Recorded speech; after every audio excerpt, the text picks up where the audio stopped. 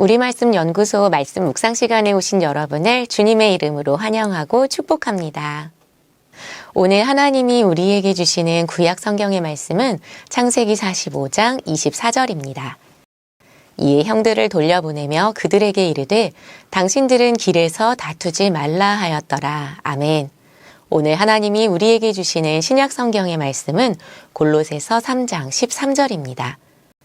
누가 누구에게 불만이 있거든 서로 용납하여 피차 용서하되 주께서 너희를 용서하신 것 같이 너희도 그리하고. 아멘. 이 말씀을 통해서 주님께서 우리에게 은혜 주시기를 바랍니다.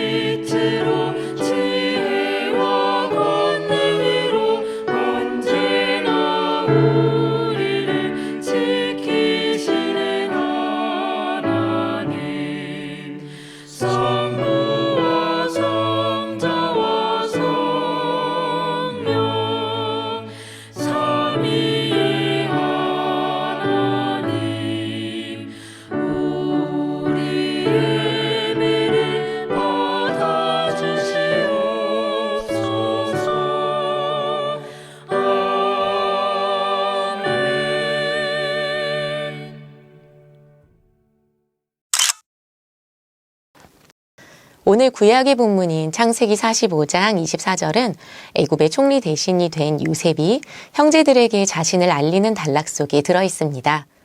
창세기 45장에서 요셉은 형들이 자신을 애굽에 팔았던 과거를 이야기할 때 이것이 하나님의 계획 속에 있었다고 말합니다.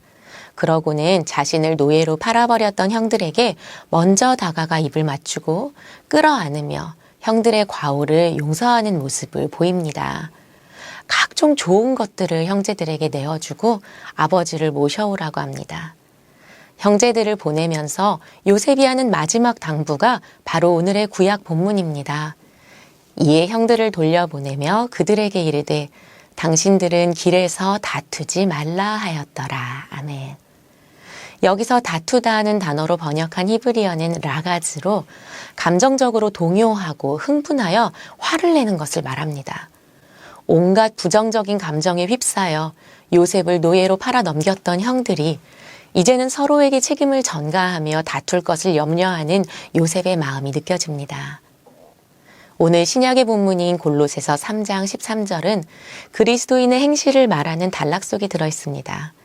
하나님을 알기 전에 행하던 옛사람과 그 행위를 벗어버리고 새 사람을 입은 사람에게서는 새로운 삶의 모습, 즉 긍휼, 자비, 겸손, 온유, 오래 참음에 더해 용서라는 덕목이 드러나야 한다고 말합니다.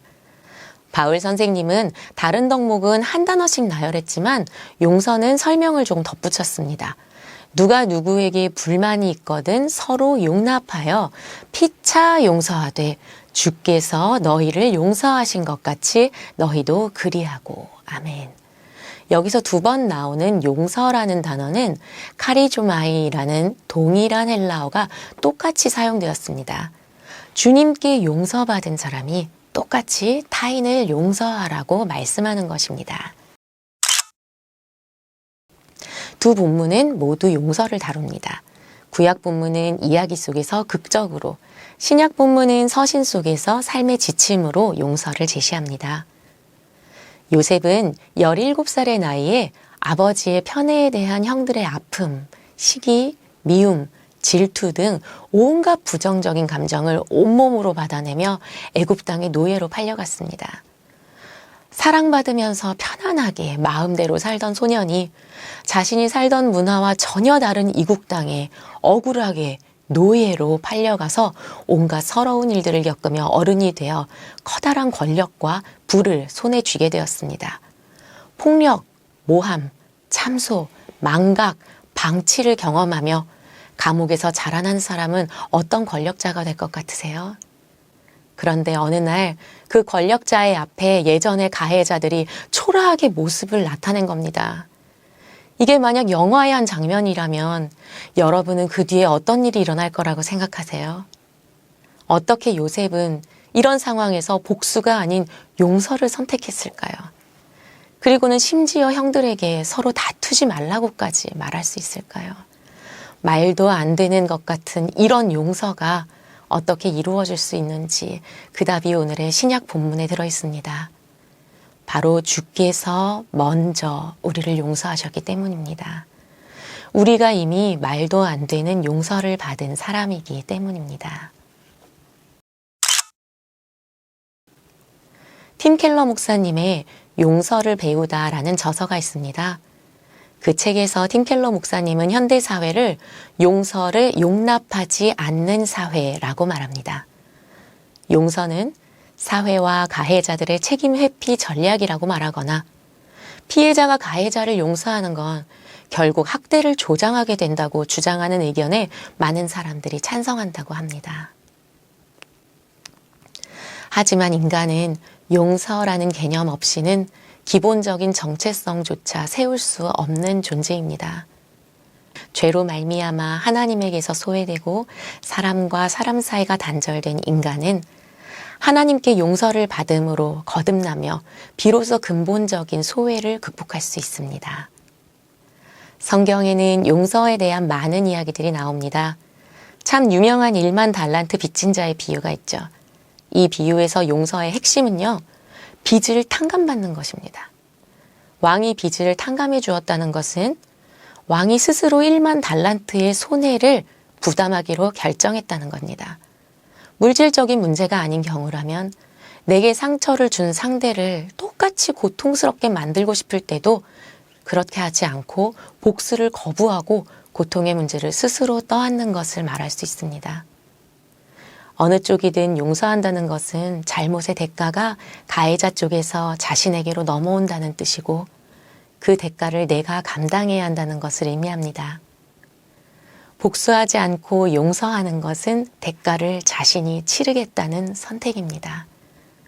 이것은 침해받고 싶어 하지 않는 인간의 본성을 정반대로 거스르는 일입니다. 하나님의 용서가 인간의 용서로 이어지는 것을 인간의 죄의 본성이 끊임없이 막습니다. 따라서 세상은 용서를 이해할 수 없고 오히려 용서를 거부합니다. 하지만 하나님께서는 십자가에 달리신 예수 그리스도를 통해 우리에게 어떻게 빚을 탕감하셨는지 보여주셨고 스스로 그 무게를 감당하셔서 우리를 용서받은 자가 되게 하셨습니다. 하나님과의 소외된 관계를 용서받음으로 소통의 관계로 새로 정립한 그리스도인은 이제 이웃과의 소외된 관계를 용서함으로 소통의 관계로 재정립할 수 있습니다. 하나님께서는 우리에게 용서를 베풀어 주셨고 그 용서를 받아들인 우리 그리스도인들에게 도전하십니다. 누가 누구에게 불만이 있거든 서로 용납하여 피차 용서하되 주께서 너희를 용서하신 것 같이 너희도 그리하라. 아멘. 우리는 진정 용서받은 사람입니까?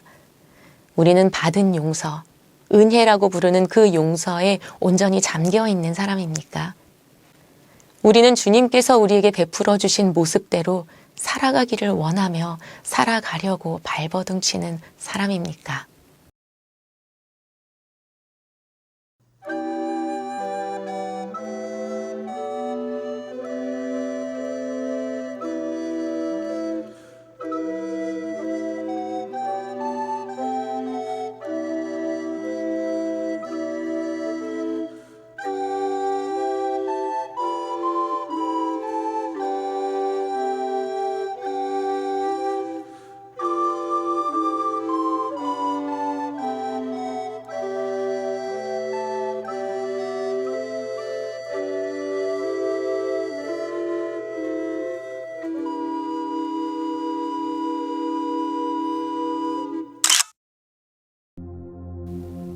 기도하겠습니다. 하나님 아버지, 말씀 속에 깨달음과 돌이킴과 도전을 주시는 하나님께 감사를 드립니다. 인생 가운데 아프고 어려운 일이 생길 때에 눈앞의 문제가 아닌 주님을 바라보게 하시옵소서. 자신을 죽이는 사람들을 용서해달라 기도하신 예수님을 바라보게 하시고 주님을 향한 반역자였던 나 자신을 품에 안아주신 주님을 잊지 않게 하시옵소서. 스스로를 용서받은 자가 아닌 심판자의 자리에 앉히려 하는 죄의 본성에서 우리를 자유롭게 해주셔서 나와 같이 용서가 필요한 이들을 긍휼히 여길 수 있게 하시옵소서. 우리 르호보 공동체의 모든 지체가 원망과 아픔, 미움, 복수에서 놓여나 깊은 용서로부터 임하는 온전한 평안을 누리게 하시옵소서. 예수 그리스도의 이름으로 기도드리옵나이다. 아멘.